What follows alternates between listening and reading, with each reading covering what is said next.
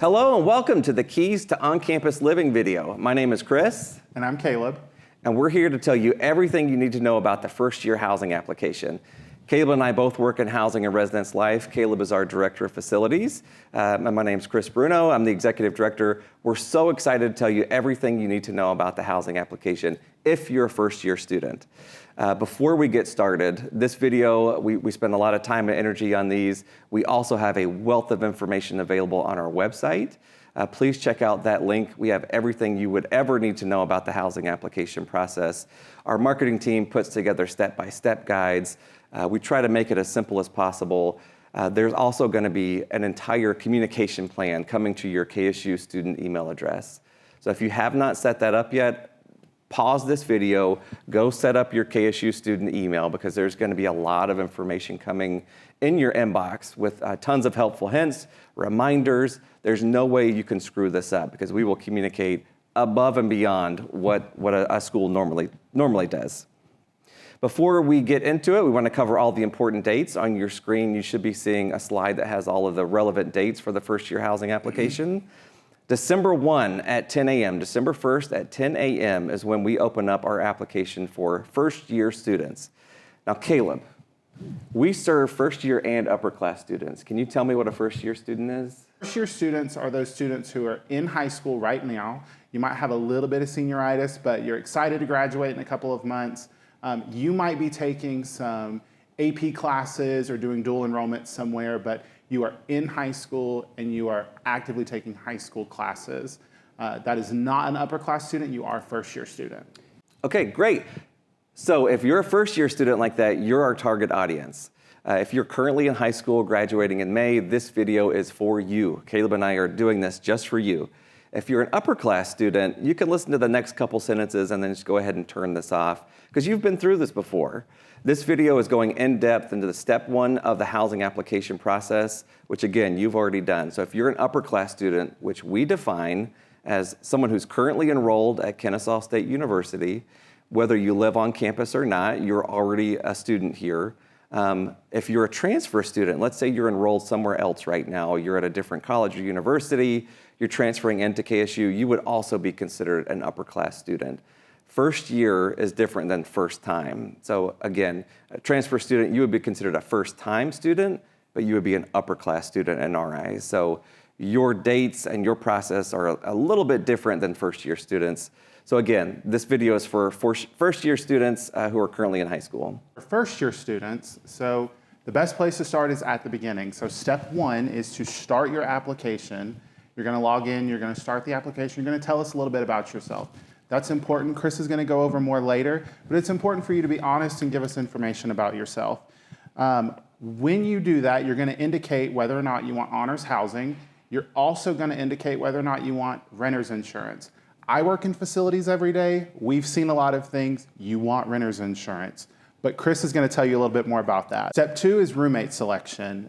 Time tickets for roommate selection will be issued 1 week before the application opens, and selection opens on March 23rd. You might not go on March 23rd. You'll go when your time ticket is issued. So make sure you're checking your email like Chris said. There's a lot of important information. This is an optional step. This allows students to select one person who they might know or who they look at a profile and they think they're going to vibe well with them. And so you can set up where you can go into a room with that person. And then step 3 is room selection. So when the time tickets are issued, again, 1 week before room selection starts on April 20th, you'll be able to go in and select a room based on the rooms that are available for you.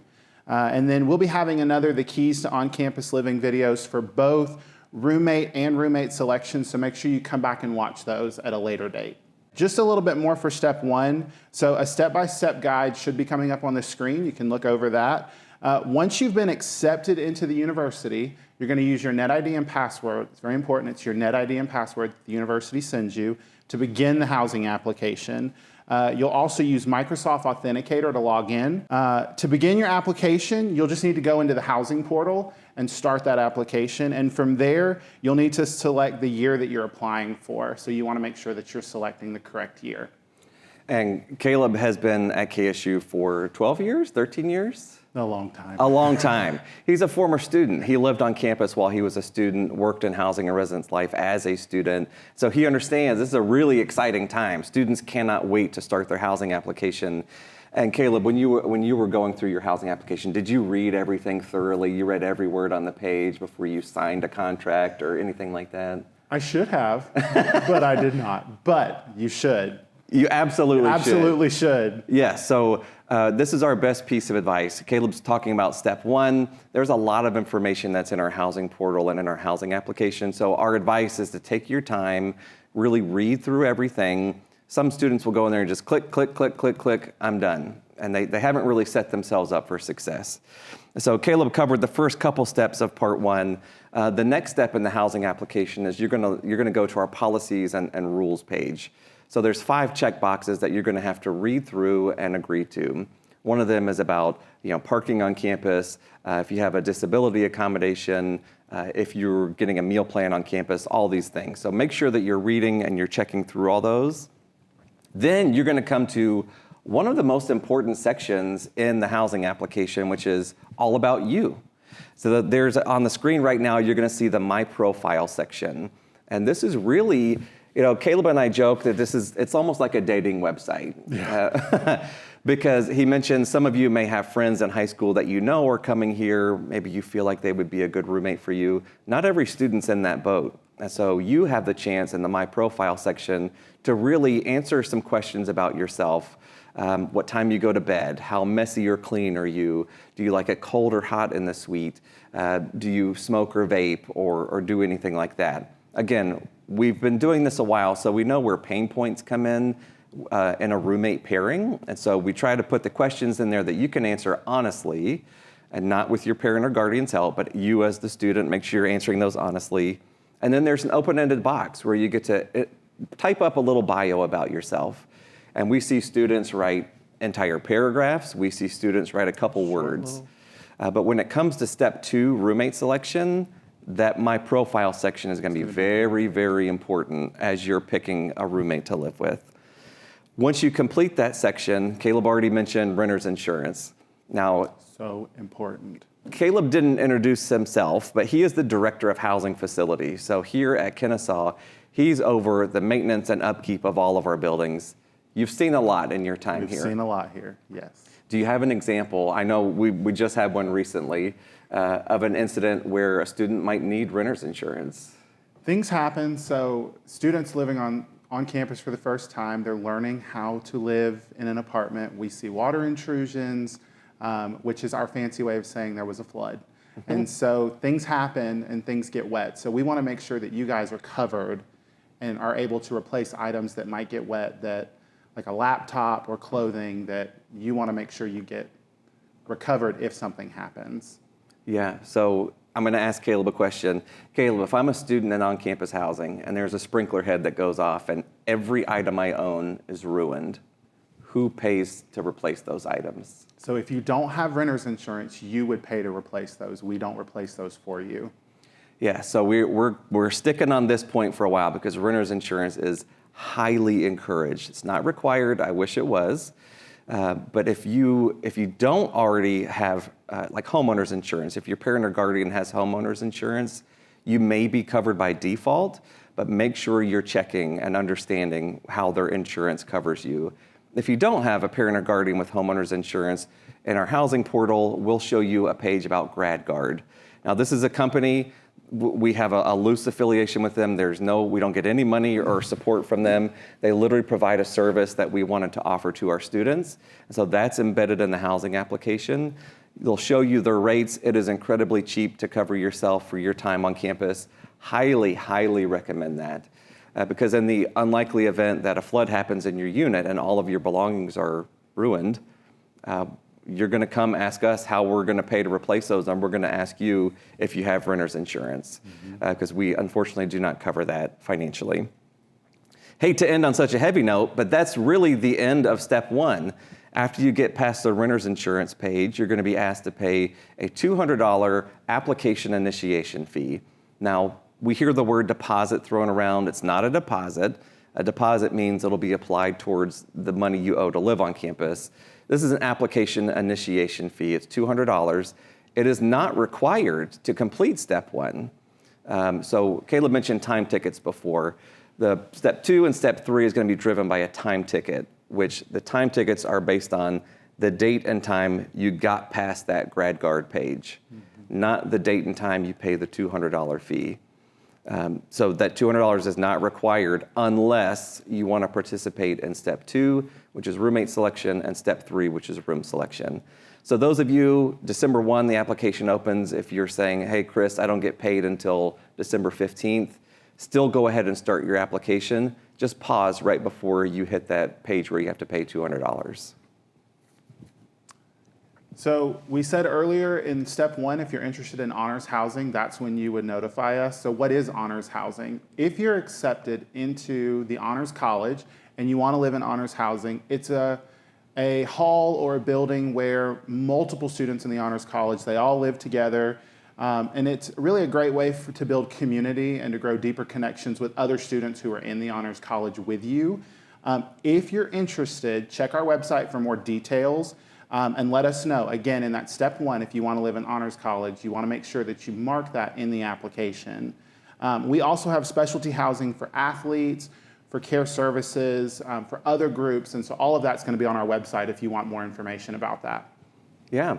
As you're college shopping and figuring out which school is right for you, you may hear the term live-on requirement mentioned at some other schools.